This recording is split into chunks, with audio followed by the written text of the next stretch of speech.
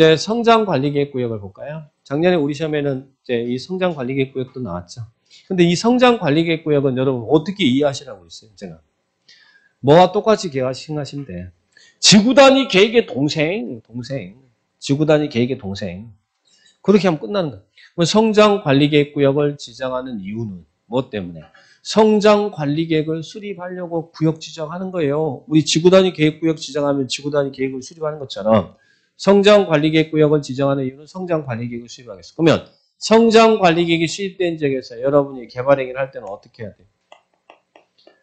성장관리계획이 수립된 지역에서 개발행위를 할 때는 성장관리계획대로 건축하고 용도 변경하고 해야 된다는 거예요. 성장관리계획. 그러면 성장관리계획대로 개발행위하고 건축하고 용도 변경하니까 그런 여러분이 이뻐요, 안 이뻐요?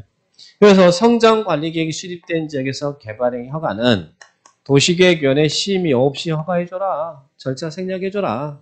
그죠? 또 성장관리계획이 수립된 지역에서 개발행위 할 때는 이쁘니까 건축기준 완화해줘라. 그런데 우리 지구단위 계획구역에서는 지구단위 계획이 수립되면 지구단위 개발행위 하면 건축기준 완화가 겁나 많았잖아요. 막 높이도 완화해주고 주차장 설치 기준도 완화해주고 건폐율도 막 빵빵하게 막 1.5배, 용적률 2배까지 막 완화해주고 막 그랬잖아요. 근데 여러 가지 막 완화해줬는데 여기서는 2개만 완화해줘. 뭐와 뭐예요? 건폐율과 뭐만? 용적률만 완화해준다. 다른 거 뭐 완화 안 해줍니다. 건폐율과 용적률만 좀 더 줄 수 있도록 완화해준다. 그런데 건폐율은 완화 범위는 얼마까지 완화해줘요? 건폐율은. 아까 우리 지구단위 계획에서는 막 해당 용도지역에 적용되는 건폐율이 막 1.5배가, 그죠? 1.5배 그랬죠. 예를 들면 계획관리지역에 건폐율이 40인데 여기 지구단위 계획구역이 지정되면 지구단위 계획으로 건폐율 1.5배니까 40% 지역이 60%까지 완화되잖아요. 근데 성장관리계획이 수립된 지역에서는 해당 용도지역에 적용되는 건폐율 플러스 10 얹어주겠다는 뜻이에요. 그럼 여기에 성장관리계획이 수립됐으면 여기에 이제 지구단위 계획이 수립된 지역에서는 여기는 60%까지 건폐율이 완화되지만 1.5배니까. 그런데 성장관리계획이 수립된 지역에서는 40에다 플러스 10 하니까 50% 이하에서 완화받을 수 있다는 이야기예요. 그러니까 지구단위 계획보다는 완화 범위가 훨씬 작습니다. 지구단위 계획의 동생이에요. 또 완화되는 것도 적죠. 용적률은 얼마? 용적률은 어디에서만 완화돼요? 용적률은 모든 지역의 성장관리계획이 수립된 지역에 모든 지역이 다 용적률 완화가 아니라 여기는 계획관리 지역만 용적률 완화해 주겠대요. 용적률 얼마? 원래 우리 지구단위 계획에서는 계획관리 용적률이 100이잖아요. 건폐율 40 용적률인데. 근데 여기는 지구단위 계획이 수립되면 지구단위 계획으로 용적률 얼마까지?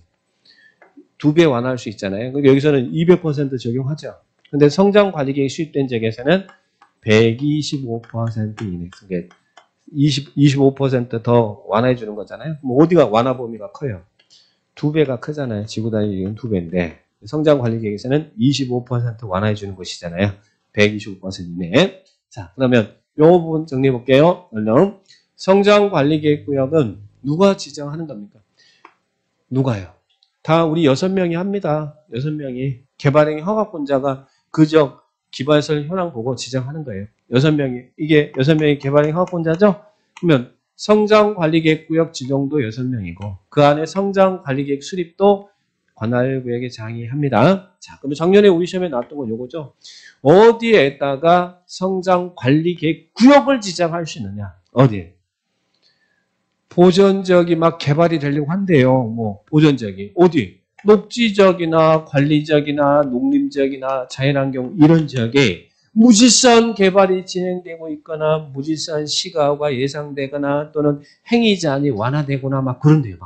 막 좋아진대 막 여기가. 그러면 여러분 좀 어떻게 해서 이런 보존지역이 막 좋아지게 되면 막 가서 막 난개발하려고 할 거 아니에요. 막 마구잡이 개발하려고 할 거 아니에요. 그러니까 이런 지역에 난개발 방지하기위해서 성장관리계획구역을 지정하는 겁니다. 성장관리계획구역은 주거적, 상업적, 공업적에는 지정대상 지역이 아니다라는 걸 기억합니다. 수상공이 아닌 어디? 녹지적, 관리적, 농림적, 자연환경 보전지역에 무질서한 개발 진행되고 시가와 예상되고 체계적 관리가 필요하고 행위 제한이 완화되는 이런 지역에 난개발 방지하기위해서 성장관리계획구역 지정합니다. 그러니까 주거, 상업, 공업은 아니다 기억하셔야 돼요. 주상공은 아니다. 자, 그러면 성장관리계획 구역 지정되는 성장관리계획의 내용입니다. 자, 성장관리계획은 제가 지구단위 계획의 내용과 똑같다. 거의 똑같다. 자, 뭡니까? 그 안에 적용될, 그 구역 안에 설치될 디바이스 배치 규모에 관한 사항, 그리고 어떤 건물 들어서 짓게 할 수 있는지, 용도 제한, 건폐율, 용적률, 이런 거 다, 이 성장관리계획에서 정한다는 이야기예요. 그런데 굳이 따진다면, 지구단위 계획에는 건축선에 관한 사항이 있습니다. 왜 지구단위 계획은 도시적에도, 이런적에도 막 지정하잖아요. 이런적에 전부 또 일부에다가. 그렇죠? 지구단위 계획은. 그러니까, 거기는 이 도시적의 건축선이 적용되잖아요. 그러니까 지구단위 계획에는 건축선 지정에 관한 사항을 지구단위 계획 정할 수 있는데 성장관리 계획에는 이런 지역에다가 성장관리 계획 수립하잖아요. 그러니까 건축선 적용은 여기는 안 나온다. 이것만 차이가 있어요. 나머지는 지구단위 계획의 내용과 똑같습니다. 그렇게 구분을 딱 하시고 그리고 성장관리계획 구역을 지정하는 것도 그리고 성장관리계획도 도시군관리계획 아닙니다. 근데 이거 신상품이에요. 최근 들어온 거예요. 그래서 지정 절차 보니까 다 있어. 주민의 의견 청취도 있고 지정할 때 뭐 계획 수립할 때도 마찬가지로 주민의 의견 청취도 있고 지방의회 의견 청취도 하고 협의도 하고 심의도 하고 해서 지정하고 수립하고 고시하고 다 한다는 얘기예요. 신상품이라 절차가 다 있구나 이렇게 기억합니다. 그리고 또 하나는 성장관리계획이 시행되면 그 안에서 개발 해결할 때는 이쁘니까 기준 완화해 주겠대. 근데 건폐율은 해당 용도 여기에 적용되는 이런 지역에 적용되는 건폐율에 플러스 10 올라간다는 이야기예요. 플러스 10. 그리고 용적률은 계획관리지역의 용적률만 있다는 이야기예요. 125%에서 용적률 완화한다. 자, 그리고 또 하나 성장관리계획은 몇 년마다 타당성 검토하라고요.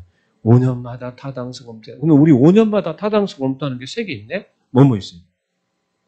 도시군 기본계획, 도시군 관리계획, 성장관리계획은 5년마다 타당성 검토가 있구나. 5년마다 타당성 검토가 있구나. 이렇게 성장관리계획구역과 계획에 대한 내용들 체크합니다. 자, 그러면 문제 한번 들어가 볼까요? 네, 거기에 있는 대표유형 성장관리계획구역 및 성장관리계획에 대한 설명입니다. 바르지 못한 것은 나왔죠? 자, 그러면 1번 관리지역 중 관리지역의 주변의 이용 상황이나 교통요건 변화 등으로 향후 시가화가 예상되는 지역, 뭔가 좋아지려고 하는 지역입니다. 그러면 난개발 발생할 수 있으니까 성장관리계획구역 지정 대상에 해당된다. 맞습니까? 녹관농자의 시가화가 예상되거나 무질서한 개발이 진행되거나 체계적 관리가 필요하거나 행위 제한이 완화되는 지역은 성장관리계획구역 지정할 수 있어요. 그러니까 1번 맞죠? 근데 앞에 이제 관리적 대신 막 주거적 나오고 상업적 나오고 그러면 안 된다는 이야기예요. 자, 그다음 2번. 성장관리계획구역을 지정하거나 변경하려면 신상품이다. 다 있다. 주민에게 청취하고 지방의회 듣고 관계행정기관장과 협의하고 도시계획위원회 심의를 거친다. 맞습니까? 지방의회 의견 청취도 해요. 막 성장관리. 다른 데서는 지방의회 의견 청취 이런 거 뒤에는 안 나오는데 그죠? 자, 3번. 건물의 용도 제한, 건폐율, 용적률에 관한 사항은 성장관리계획에 포함되는 내용이다. 맞죠? 지구단위 계획과 똑같이 생각하면 돼요. 거기 지구단위 계획의 내용과 비교하자면 건축선만 빠진다. 이렇게만 기억하시면 되겠습니다. 자, 그 다음에 4번. 성장관리계획구역 내 계획관리지역에서는 그 78조 1항 규제에 불구하고 150% 이내에서 성장관리계획이 정하는 바에 따라 조례가 정하는 비율까지 용적률을 완화할 수 있다. 자, 용적률 150% 완화가 아니라 얼마예요? 125% 이내 범위 내에서 자, 125% 이내에서 조례가 정하는 비율까지 용적률 완화할 수 있어요. 그러니까 여기는 125%. 4번이 틀렸죠? 그 다음 5번은 몇 년마다 타당성 검토한다고요? 5년마다 타당성 검토한다. 성장관리계획구역. 여기 정리를 딱 해 주시기 바랍니다. 성장관리계획구역은 주상공은 아니라는 걸 꼭 명심하세요. 자, 그러면 뒤로 넘기시면 13번 바로 나네. 작년에 이런 문제, 우리 시험 문제죠. 성장관리계획구역을 지정할 수 있는 지역이 아닌 것은 어디에 성장관리계획구역 지정 안 된다고요? 주거적, 상업적, 공업적, 주상공. 네, 주상공이 아닌 나머지 지역, 녹관농자의 이런 지역의 난개발 방지에서 성장관리계획구역을 관할구역이 장이 지정한다는 이야기입니다. 자, 그러면 3번이 답이죠? 13번 3번이 답이죠? 자, 그리고 밑에 14번 완화범위 나왔네. 다시 한번 체크해봐요. 예, 건폐율은 얼마예요? 플러스 10 올라갑니다. 건폐율은 플러스 10. 그리고 용적률은 계획관리지역만 용적률 완화하죠. 얼마? 125%. 이렇게 건폐율은 해당 용도적에 적용되는 건폐율이 플러스 먼저 가고 용적률은 계획관리적에 125% 이내에서 완화한다. 그럼 처음에 문장은 계획관리적 용적률 완화 나왔으니까 125%일 것이고 그 다음에 두 번째는 거기는 타당성 검토네. 타당성 검토는 몇 년마다요? 5년마다. 그래서 성장관리계획 내용 그렇게 많지는 않습니다. 그런데 올해 감정평가사 시험에도 또 나왔습니다. 그리고 우리 시험에도 작년에 나왔고 자 그렇게 정리하시면 되겠고